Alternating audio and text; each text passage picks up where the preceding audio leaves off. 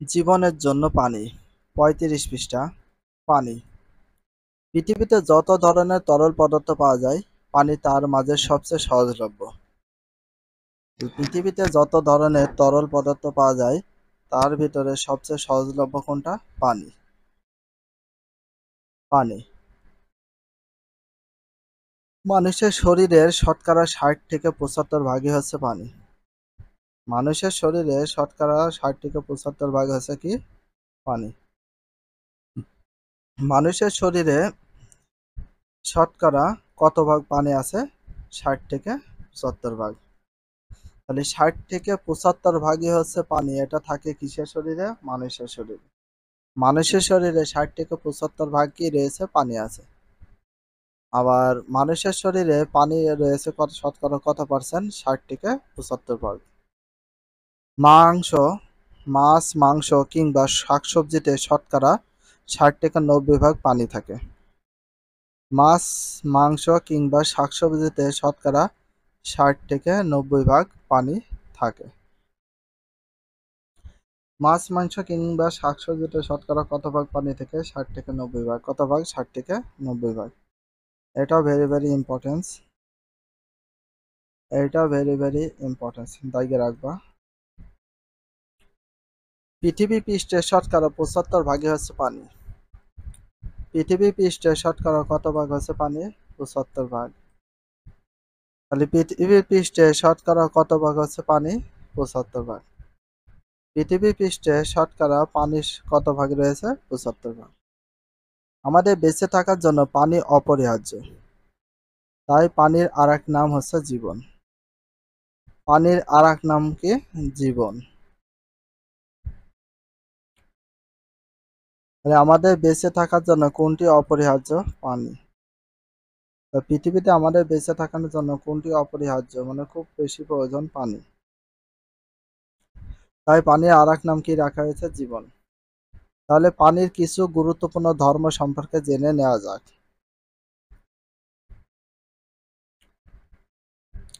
2.1.1 পানির ধর্ম। গলনাঙ্ক, স্ফুটনাঙ্ক। তোমাদের কি মনে আছে পানির গলনাঙ্ক আর স্ফুটনাঙ্ক কত? পানি যখন কঠিন অবস্থায় থাকে সেটিকে আমরা কি বলি? বরফ। যে তাপমাত্রায় গলে যায় সেটি হচ্ছে বরফের গলনাঙ্ক। বরফের গলনাঙ্ক 0°C। তাহলে বরফের গলনাঙ্ক কত ডিগ্রি সেলসিয়াস? 0°C। যে তাপমাত্রায় বরফ গলে যায় সেটি হচ্ছে কি? বরফের গলনাঙ্ক। বরফের গলনাঙ্ক কোনটাকে বলা হয়? যে তাপমাত্রায় বরফ গলে যায় তাকে বরফের গলনাঙ্ক বলে। আবার বরফের গলনাঙ্ক, যে তাপমাত্রায় বরফ গলে যায় সেটিকে কি বলা হয়? বরফের গলনাঙ্ক।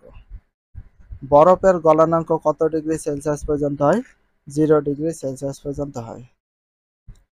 অন্যদিকে বায়ুমণ্ডলের চাপে যে তাপমাত্রা তরল পদার্থ বাষ্প পরিণত হয় তাকে বলে স্ফুটনাঙ্ক। অন্যদিকে বায়ুমণ্ডলের চাপে যে তাপমাত্রা তরল পদার্থ বাষ্পে পরিণত হয় তাকে বলে স্ফুটনাঙ্ক। পানির স্ফুটনাঙ্ক 99.98°C, যেটা 100°C খুব কাছাকাছি। পানির স্ফুটনাঙ্ক 99.98°C, যেটা 100°C খুবই সীমিত।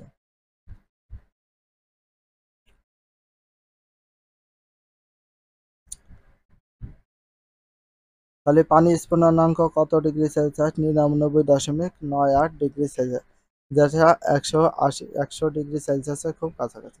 তাই সাধারণভাবে আমরা পানির স্ফুটনাঙ্ক 100°C বলে থাকি। সাধারণভাবে পানির স্ফুটনাঙ্ক আমরা কত ডিগ্রি সেলসিয়াস ধরে রাখি?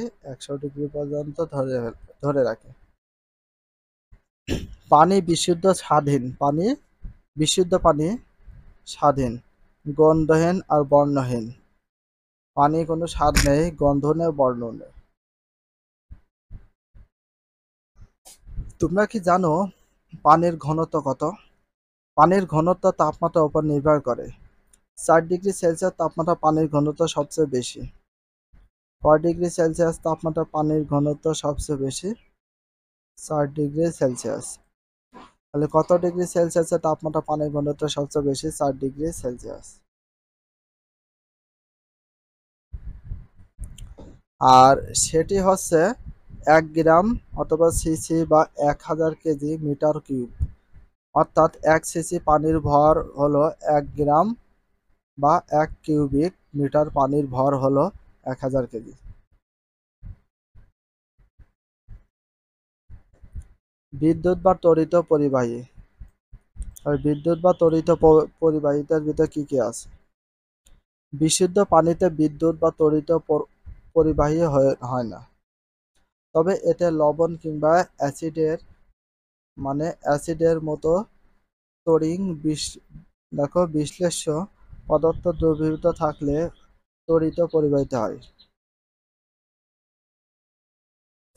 পানির একটি বিশেষ ধর্ম হলো এটি বেশিরভাগ অজৈব যৌগ আর অনেক জৈব যৌগকে দ্রবীভূত করতে পারে। এজন্য পানিকে সার্বজনীন দ্রাবক বলা হয়। এইজন্য পানিকে কি বলা হয়? সার্বজনীন দ্রাবক বলা হয়। পানি একটি উভয়ধর্মী পদার্থ এবং কখনো অ্যাসিড কখনো ক্ষার হিসাবে কাজ করে। সাধারণত অ্যাসিডের পানি একটি উভয়গ্রাম পদার্থ, অর্থাৎ কখনো অ্যাসিড কখনো ক্ষার হিসাবে কাজ করে। সাধারণত অ্যাসিডের উপস্থিতিতে পানি ক্ষার হিসাবে আরও ক্ষারের উপস্থিতি অ্যাসিড হিসাবে কাজ করে। তবে বিশুদ্ধ পানি পুরোপুরি নিরপেক্ষ এবং এর পিএইচ হলো 7 কোটি, যেটি সম্পর্কে আমরা সপ্তম অধ্যায়ে বিস্তারিত জানব। পানির গঠন। তো পানিটা কিভাবে গঠন হয় সেই বিষয়। তোমাদের মনে কি প্রশ্ন জেগেছে যে পানির জীবনের জন্য অপরিহার্য এই পানি কি দিয়ে তৈরি? পানির 2টি হাইড্রোজেন পরমাণু আর একটি অক্সিজেন পরমাণু নিয়ে গঠিত। তাহলে পানি কি কি নিয়ে গঠিত? পানি পড়ার সময় মনে করো পানি, বা তাই আমরা রসায়ন পড়ার সময় পানিকে OH লিখি, অর্থাৎ এটি হলো পানির সংকেত।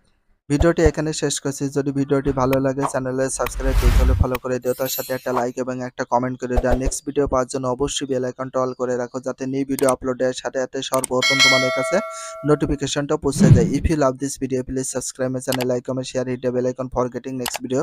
So everyone take care, love you, আল্লাহ হাফেজ, বাই বাই।